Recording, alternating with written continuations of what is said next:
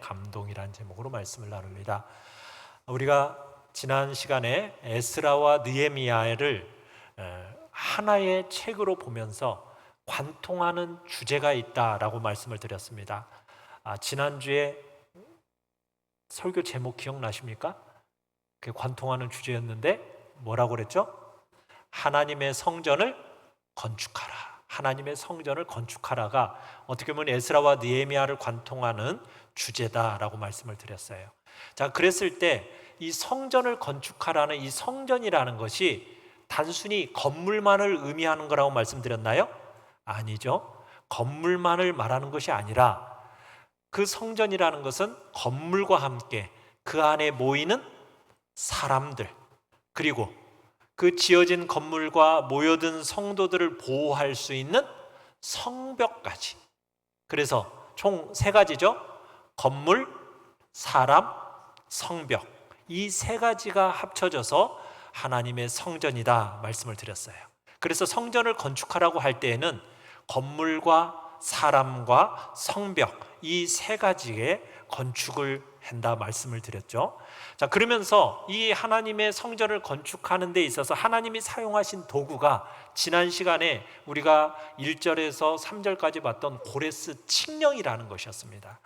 이 고레스 칙령이라는 것을 바사왕, 페르시아 왕 고레스가 처음 발표할 때 고레스의 마음에는 어떤 생각으로 이 고레스 칙령을 발표하게 되었을까요? 그것은 고레스 왕이 바벨론이라는 나라, 그 성, 천연의 요새와 같은 그 성을 너무나도 쉽게 정복을 하게 됐어요. 그 이유가 뭐였습니까? 그것은 다름 아닌 바벨론에 의해서 압제당하던 이방 민족들이 그 바벨론이라는 이 요새의 문을 활짝 열어줘 버린 거예요. 그로 인해서 고레스 나라가, 고레스라는 왕이 이 바벨론이라는 나라를 쉽게 정복하게 되었던 것입니다. 그래서 이 고레스 왕이 생각한 거예요. 강압정책이라는 것은 한계가 있구나. 결국 결정적인 순간이 되면 결국에는 이 나라가 무너지는 것이 이 강압정책이구나 라는 것을 이 고레스 왕이 깨닫고서는 그가 취한 정책이 뭐냐면 관용정책을 펼치게 됩니다. 그래서 그 관용정책의 일환으로서 주거지를 마음대로 선택할 수 있는 거주의 자유를 줍니다. 그리고 또 한 가지는 마음대로 자기가 원하는 종교를 가질 수 있는 종교의 자유를 주는 관용정책을 쓰게 돼요. 그렇게 해서 나온 것이 고레스 칙령입니다. 역사적으로 굉장히 유명한 사건입니다. 이 사건을 가리켜서 성경은 뭐라고 해석을 하고 있는가? 우리가 오늘 본문을 통해서 같이 보고자 합니다. 자, 1번 같이 한번 읽어보겠습니다. 시작. 고레스의 마음을 감동시키신 하나님. 자, 오늘 본문 1절로 3절을 다시 한번 1절로 3절을 읽어보도록 하겠습니다. 1절로 3절입니다. 1절입니다. 시작. 바사왕 고레스 원년에 여호와께서 예레미야의 입을 통하여 하신 말씀을 이루게 하시려고 바사왕 고레스의 마음을 감동시키심에 그가 온 나라에 공포도 하고 조서도 내려 이르되 바사왕 고레스는 말하노니 하늘의 하나님 여호와께서 세상 모든 나라를 내게 주셨고 나에게 명령하사 유다 예루살렘의 성전을 건축하라 하셨나니 이스라엘의 하나님은 참 신이시라. 너희 중에 그의 백성된 자는 다 유다 예루살렘으로 올라가서 이스라엘의 하나님 여호와의 성전을 건축하라. 그는 예루살렘에 계신 하나님이시라. 여러분, 우리가 고레스가 이 고레스 칙령을 내리게 된 배경은 우리가 생각할 때 정치적으로, 외교적으로, 역사적인 어떤 교훈을 배워서 이 고레스 칙령을 내렸다, 그 결정을 내렸다, 우리는 그렇게 생각할 수가 있는데 성경은, 우리 성경 본문을 보면 고레스가 어떻게 해서 이런 결정을 내리게 되었다라고 말하고 있습니까? 이게 우연한 결과로 되어졌다고 말하고 있지 않죠. 뭐라고 얘기하고 있어요? 1절에서 하나님께서 예레미야의 입을 통해서 하신 약속의 말씀을 이루기 위해서 고레스의 마음을 감동시키셨다, 이렇게 표현하고 있어요. 그러니까 여러분, 감동시키셨다라는 말은 뭐냐면 다른 말로 하면 흔들어 깨우다라는 뜻이에요. 흔들어 깨우다. 그러니까 하나님께서 에레미야로 하신 말씀을 이루어지도록 하기 위해서 이방의 왕이었던 고레스의 마음을 흔들어 깨워서 고레스 칙령을 발표하게 하셨다. 이렇게 얘기하고 있는 거예요. 성경은 이렇게 말하고 있어요. 여러분, 이 성경에서의 강조점이 어디에 있습니까? 누가 하셨다라는 거예요. 하나님이 하셨다는 거예요. 하나님이. 그럼 하나님이 왜 하셨다라고 얘기하고 있어요? 말씀을 이루기 위해서 하셨다는 거예요. 말씀을 이루기 위해서. 에레미야를 통해서 하신 말씀을 이루기 위해서. 그러면 어디에 그 말씀이 있느냐? 에레미야서 29장에 이렇게 기록되어 있어요. 에레미야 29장 10절로 11절 우리 같이 한번 읽어보겠습니다. 시작. 여호와께서 이와 같이 말씀하시니라. 바벨론에서 70년이 차면 내가 너희를 돌보고 나의 선한 말을 너희에게 성취하여 너희를 이곳으로 돌아오게 하리라. 여호와의 말씀이니라. 너희를 향한 나의 생각을 내가 아나니 평안이요 재앙이 아니니라. 너희에게 미래와 희망을 주시는 것이니라. 자, 에레미야 29장에서 에레미야의 입을 통해서 약속하신 말씀이 뭐예요? 포로로 끌려간 이스라엘 백성들을 몇 년 후에 70년 후에는 다시 돌아오게 하겠다. 이게 하나님께서 약속하신 말씀이었어요. 그런데 이제 뭐가 되었다라는 거예요? 때가 찼다라는 거예요. 때가 차서 하나님이 말씀하신 대로 그 말씀이 이루어지도록 하기 위해서 하나님이 누구를 사용하셔서? 고레스를 사용하셔서 고레스 칙령을 발표하게 하셨다. 이게 성경에서 하고 있는 말씀이에요. 사랑하는 성도 여러분, 세상의 현장, 역사의 현장에서 일어나는 일들이 여러분 하나님이 통치하시는 현장임을 믿으시길 바랍니다. 여러분, 우리가 몸담고 살아가는 이 역사의 현장은요, 하나님이 주인 되시는 현장입니다. 하나님이 역사의 주인이시고 하나님이 만물을 다스리는 주체가 되시는 거예요. 여러분, 한 대통령이 패해지고 한 대통령이 세워지는 것이 우연일까요? 어떤 사람의 역학 관계 속에서 일어나는 일일까요? 여러분, 한 제국이 일어나고 한 제국이 무너지는 것이, 한 나라가 세워지고 한 나라가 망하는 것이 여러분 사람의 역학관계, 어떤 정치적인 역사적인 어떤 관계 속에서만이 일어나는 그런 것으로만 결정되는 것일까요? 아니라는 거예요. 성경은 분명하게 우리에게 이야기하고 있는데 뭐라고 얘기하고 있어요? 그 모든 일을 누가 하신다? 하나님이 하신다라고 말씀하고 있어요. 하나님이 하신다. 하나님이 역사의 주인이시고 만물의 주인이시다. 믿으십니까? 우리 여기 계시는 모든 분들은 이 말에 동의할 거라고 믿습니다. 그렇지만 여러분들은 어때요?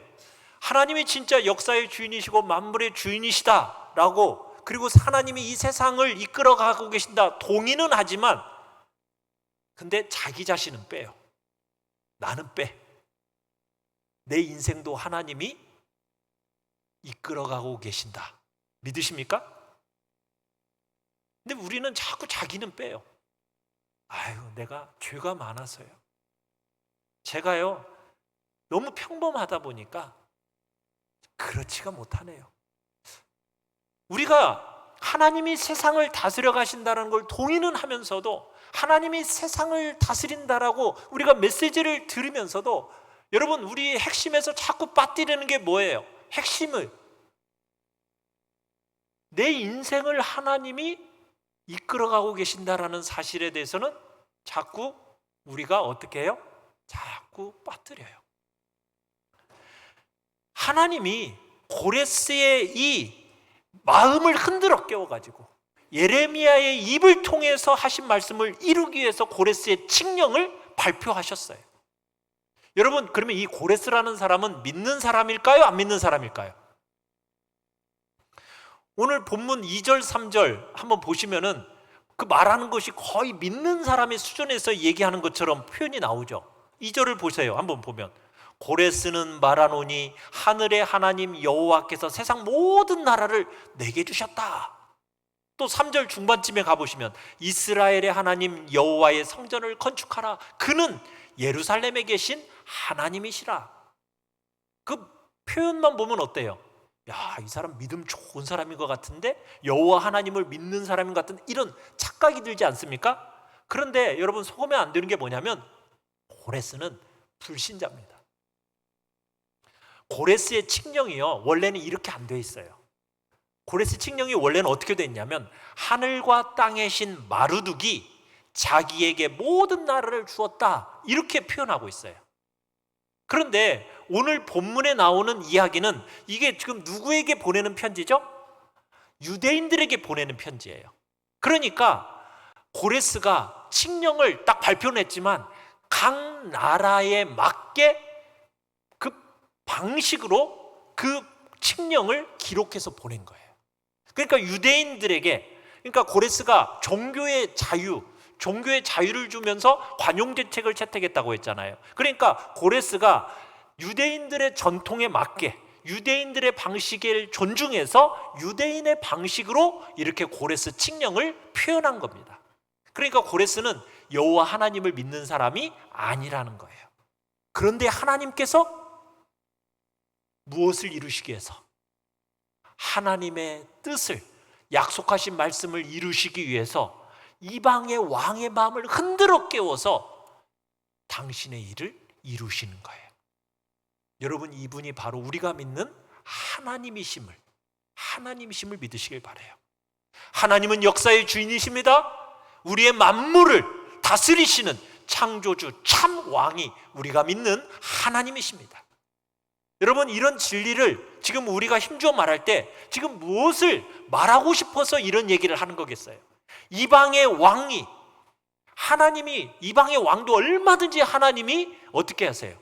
움직이시고 사용하신다. 하나님이 얼마나 신실하게 지금 이 주권을 통해서 무엇을 말하고자 이런 얘기를 하시느냐? 그것은 다름 아닌 하나님이 자신의 백성들을 얼마나 신실하게 사랑하시는지, 하나님이 자기 백성을 결코 잊지 않으신다라는 것을 여러분 말하고 싶어서 지금 이 이야기를 하고 있는 거예요. 역사와 만물을 하나님이 직접 다스리신다. 여러분, 그 자체로도 진리입니다. 그렇지만 하나님의 주권은요, 무엇을 중심으로 해서 이 모든 세계를 움직이시는지 아십니까?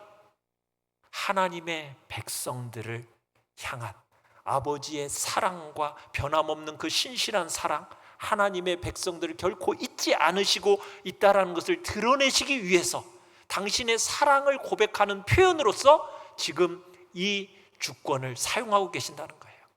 여러분, 하나님의 역사, 만물을 다스리시는 그 모든 것들이 결국에는 당신의 영광과 당신의 백성을 사랑하는 것을 중심으로 세상을 이끌어가고 계신다라는 것을 여러분들이 아셔야 돼요.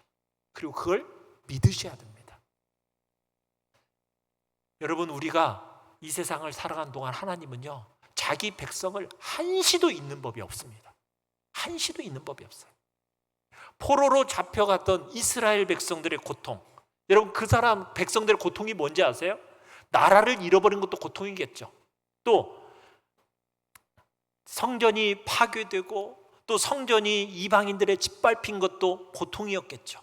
그런데 이 이스라엘 백성들의 마음속에 말할 수 없는 고통은 무엇이었느냐면, 분명히 하나님이 우리와 함께 계신다고 했는데, 하나님이 우리를 보호하신다고 했는데, 하나님이 우리를 도와주시는 나라라고 분명히 믿었는데, 그렇게 믿었는데 어떻게 나라를 빼앗기지? 어떻게 성전이 무너져 내리지? 그러면서 이스라엘 백성들의 마음에 그 마음이 상한 중요한 주제가 뭐냐면, 하나님이 우리를 잊은 것은 아닐까? 이거예요. 하나님이 우리를 잊은 건 아닐까? 더 이상 하나님이 우리를 아끼시지 않는 거 아닐까? 우리를 보호하시지 않고 하나님이 나에게 더 이상 관심 갖지 않으시는 거 아닐까? 더 이상 하나님이 나를 사랑하시지 않고 하나님이 이제는 나를 포기하신 건 아닐까? 여러분, 그런 생각이 이스라엘 백성들을 고통스럽게 만든 거예요.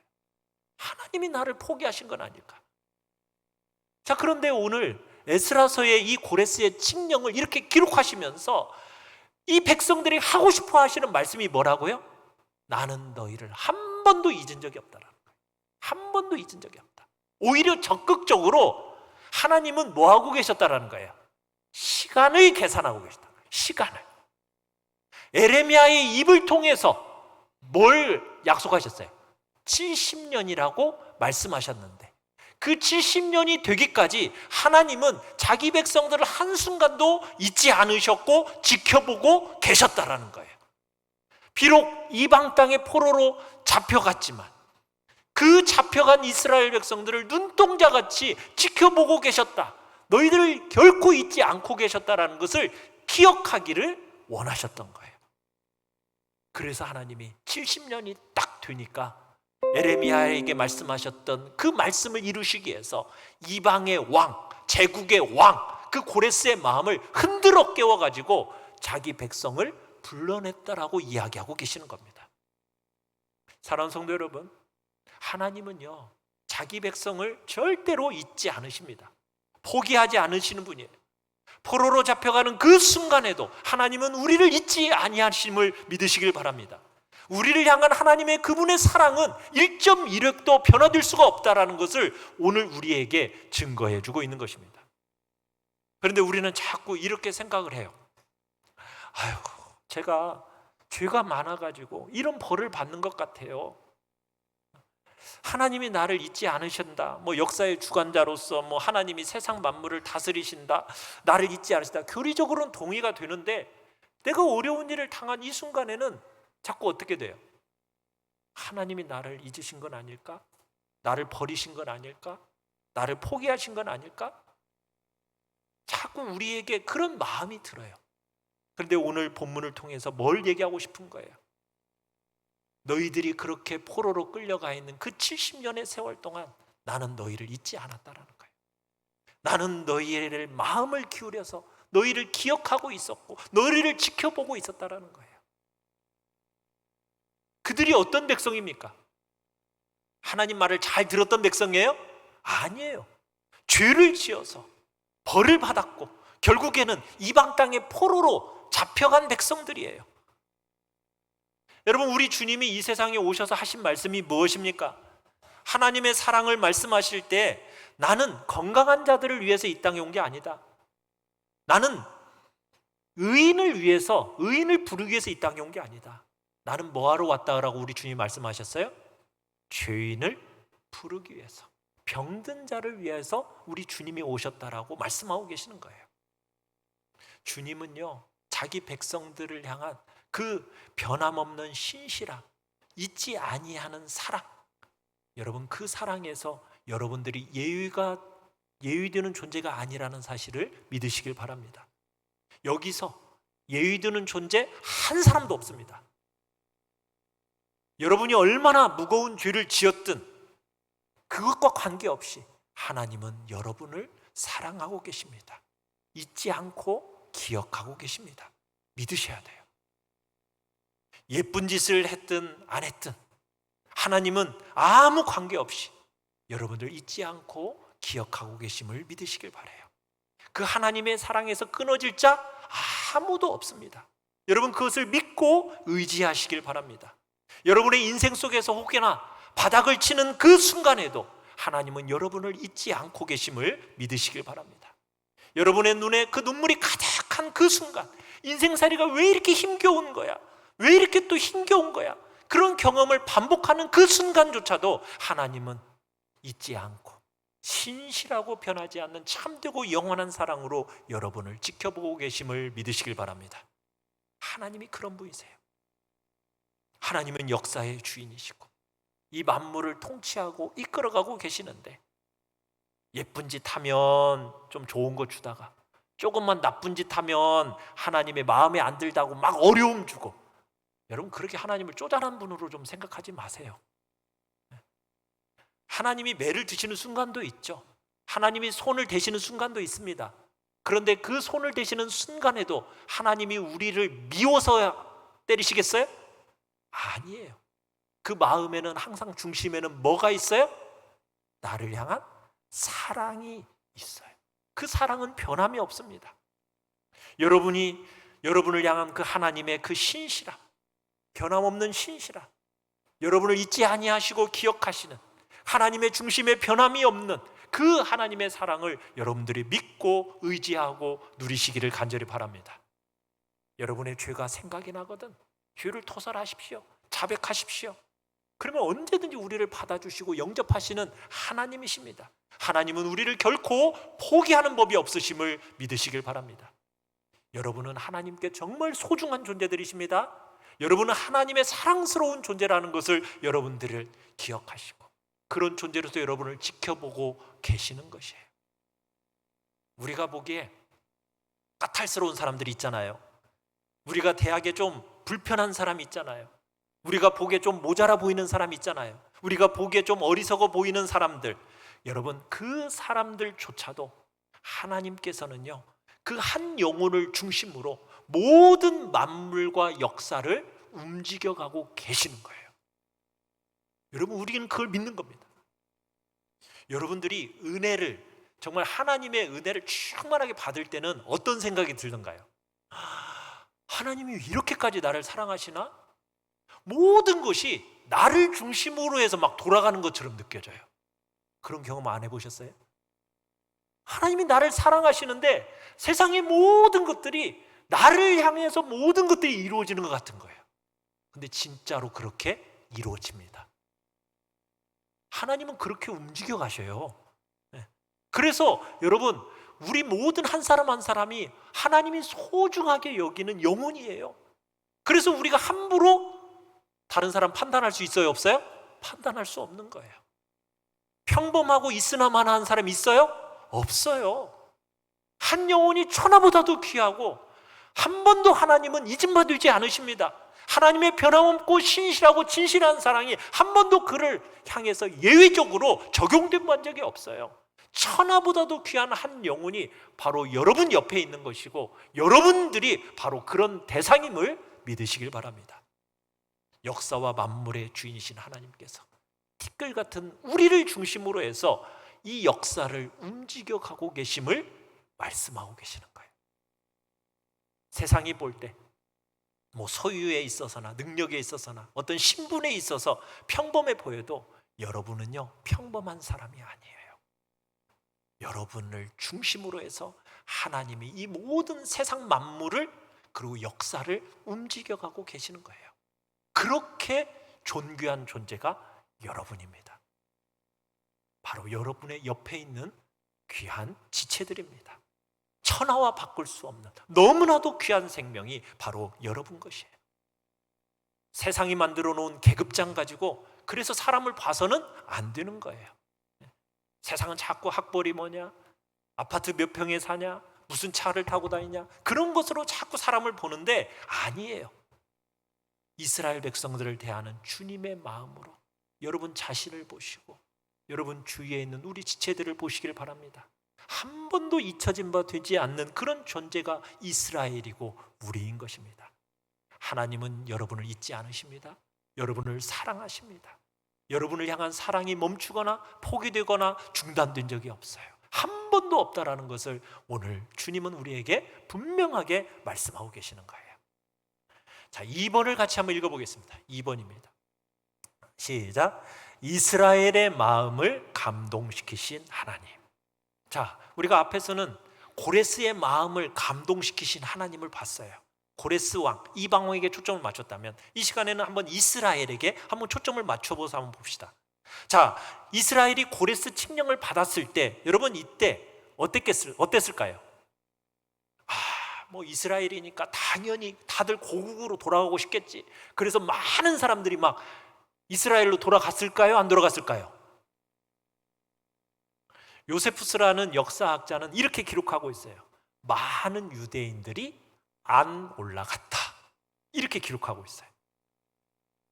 여러분 어떤 면에서는 너무나 당연한 일이에요. 왜 그런지 아세요?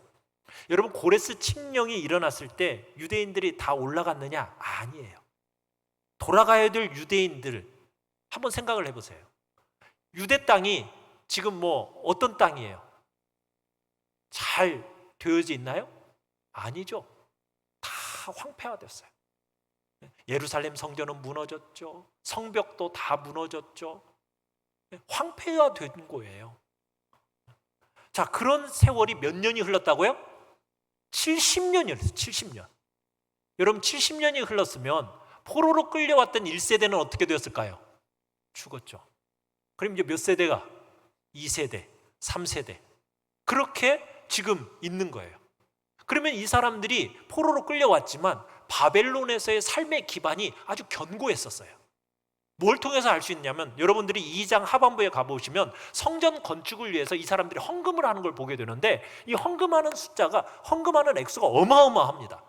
그러니까 이 사람들이 유대인들이 바벨론으로 포로로 끌려갔지만 그곳에서 아주 지혜롭게 살면서 70년을 버텨내면서 바벨론 땅에서 굉장히 견고한 산업의 기반을 이뤄낸 거예요. 일으켜낸 거예요. 자, 그런데다가 이 사람들이 바벨론에서 유대 땅으로 돌아가는 길이 몇 킬로예요? 옆 동네가 아니에요. 1500km예요. 1500km. 지금이야 뭐 비행기가 있고 자동차가 있으니까 뭐 금방 갈 수 있겠지만 여러분 1500km라는 거리를 걸어서 간다고 한번 생각해 보세요. 얼마나 걸릴까요? 석 달 이상 걸려요. 석 달 이상.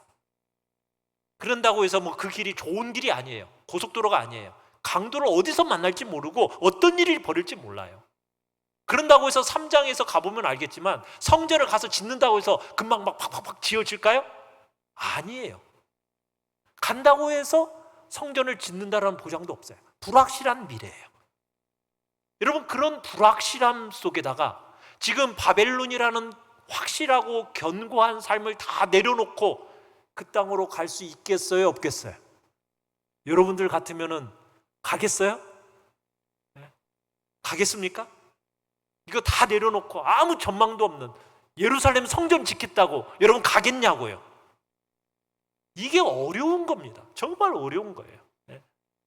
거기다가 자그마한 자식이 있잖아요. 네? 나 혼자 가면 모르겠어.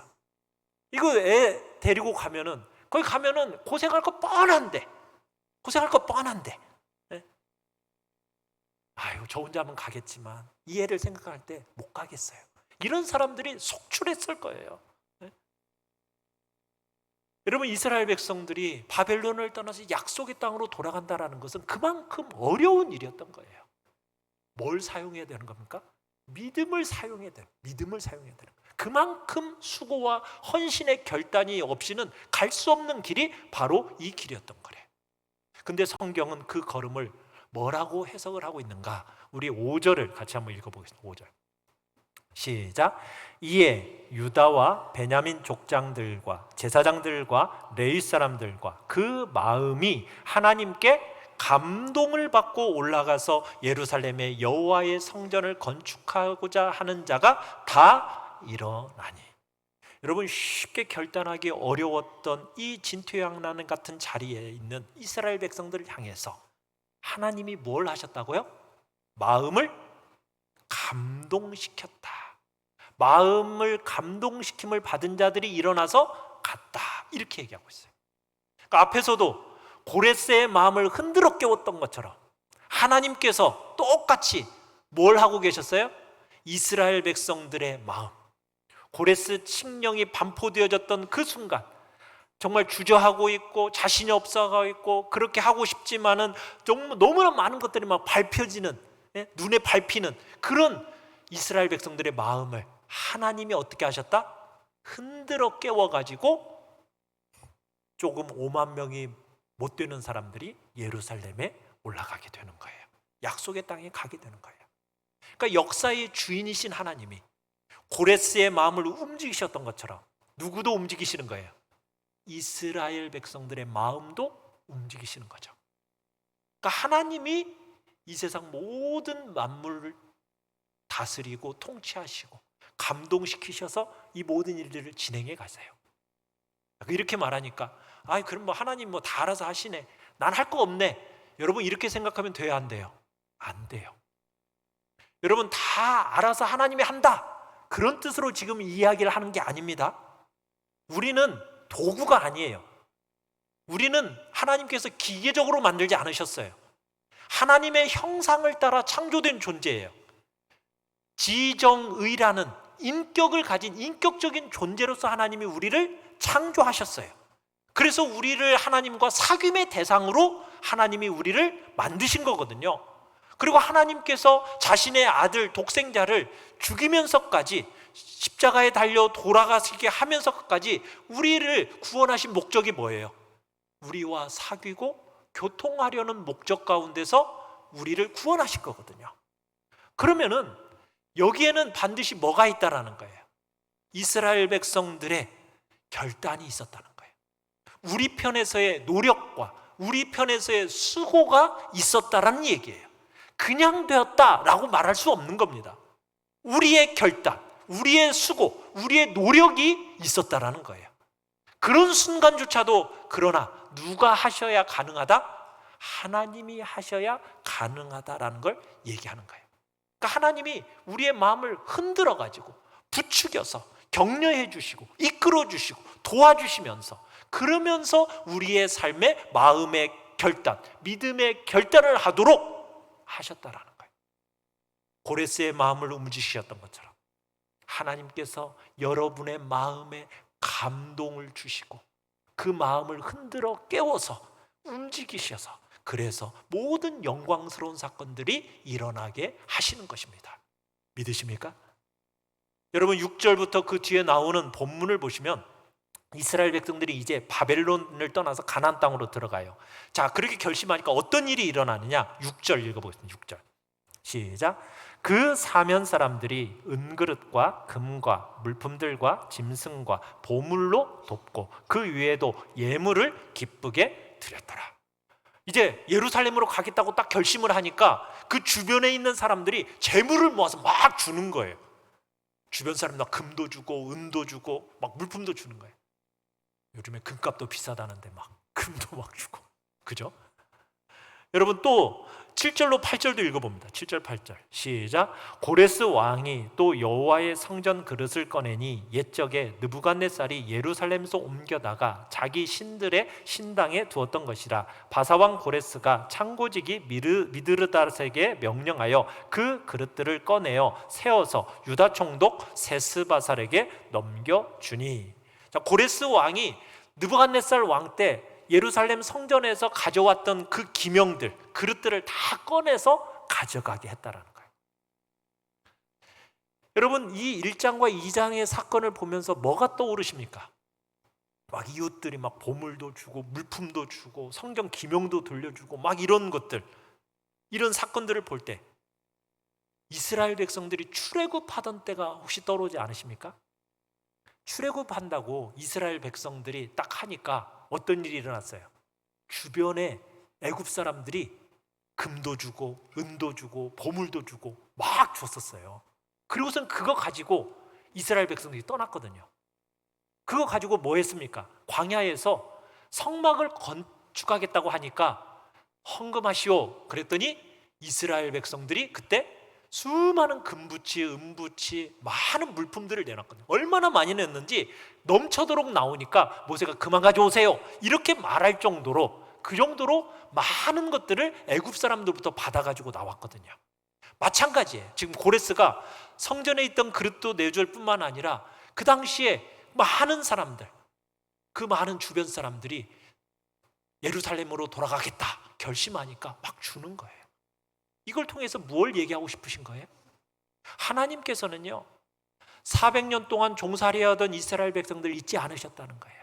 아브라함에게 약속하셨던 400년 전에 약속하셨던 그 신실하게 젖과 꿀이 흐르는 가나안 땅을 선물로 허락하셨어요. 마찬가지예요. 70년 동안 포로 생활하던 그 이스라엘 백성들을 하나님 한 번도 잊지 아니하시고 70년을 다 계산한 후에 그리고 그 백성들을 애굽에서 이스라엘을 데리고 나왔던 것과 똑같이 두 번째 출애굽하는 것처럼 하나님의 은혜와 긍휼과 사랑을 베풀고 계시는 거예요. 그들은 생각했어요. 하나님이 우리를 잊으신 거 아닌가? 이렇게 생각했는데 그래서 절망했어요. 성전도 다 파괴되고 무너지고 짓밟혔으니 그렇게 좌절했었지만 그 가운데서 하나님은 우리를 잊으셨어요?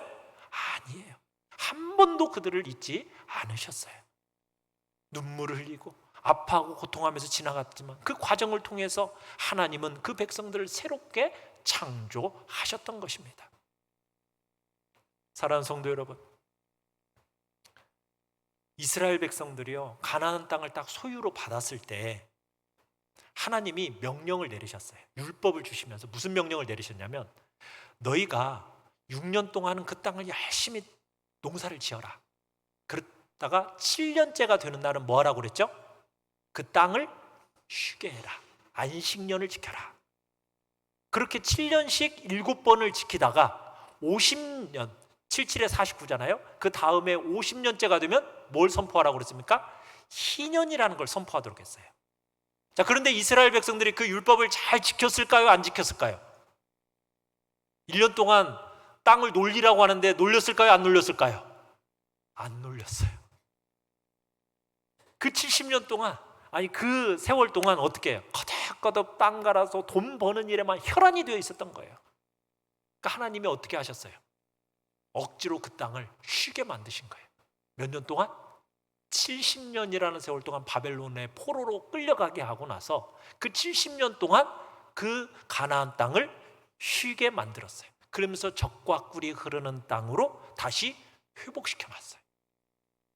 욕망과 욕심 때문에 다 더럽혀졌던 땅을 하나님이 회복시켜 놓으시고, 그리고는 다시 그 백성들을 바벨론 땅에서 불러 모으셨던 거예요.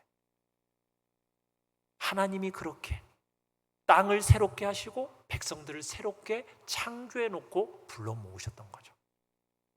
여러분, 우리 한국교회가 지금은 위기다 막 그런 말들을 하잖아요. 입만 열면 그런 말들을 하는 시대를 우리가 살고 있어요. 그런데 한번 과거를 한번 돌아켜 보세요. 우리가 이 땅에 얼마나 일제의 고통 가운데 고통을 겪었습니까? 6.25 전쟁이라는 엄청난 전쟁으로 인하여 이 땅이 다 황폐가 되어지고 파괴되어졌었잖아요. 그런데 하나님이 어떻게 하셨어요?